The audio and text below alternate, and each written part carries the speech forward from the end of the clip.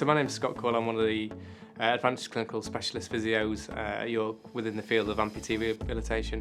The role itself kind of involves getting patients that have had limb loss back up on their feet again. So a good day is probably seeing patients walk for the first time since they've lost a leg. Some might have had chronic pain for a number of years and gone through all the mill and gone through all different surgeries and then had the leg off.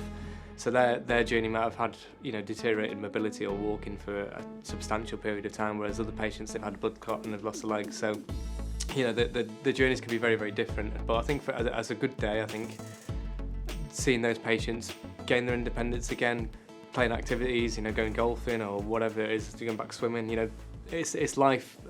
It's not life limiting. Legs nowadays are really, really good, and yes, the rehabilitation is really hard for these patients. It's not easy rehabilitation, but yes, it will take time and effort, and it's just giving them the right tools to do it, essentially, and the right support. We'll see them post-operative on the wards, and sometimes do some pre-operative assessments as well to try and get them home sooner and get them rehabilitating quicker. And sort of initially aim to get them home and support them in the home environment as quick as we can, and then to get them back into clinic if they've got potential for prosthetic rehabilitation. So we get them a prosthetic leg or a fake leg to get up and get walking again. So massive thing for a lot of people. Big psychological element to it as well as the physical side of things.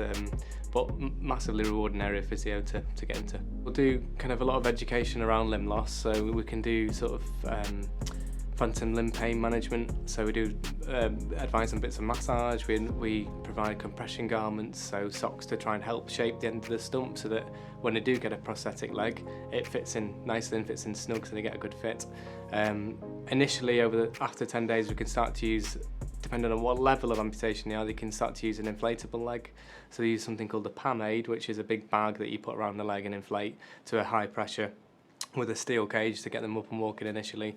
The other one for above knees is what's called the Femurette, which again is another temporary walking aid we can adjust with Allen keys to get a nice fit, essentially. But lots of kind of exercises, in terms of trying to get range of movement at joints, trying to get strength back.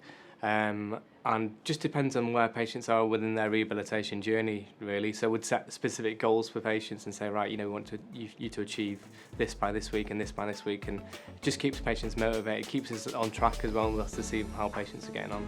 Back in the day, you needed to have a science at A-level, along with a couple of other A-levels to get into the universities. There are different routes nowadays. I think there's a lot more avenues to go down, and we've got a lot of therapy assistants that have kind of progressed, that actually they're becoming quite highly skilled and then go through that way. So there are almost like apprentice type schemes as well now available, so definitely worth looking through the CSP website, which is the Chartered Society of Physiotherapy, to look at the latest sort of requirements or entry avenues as well. Yeah, absolutely.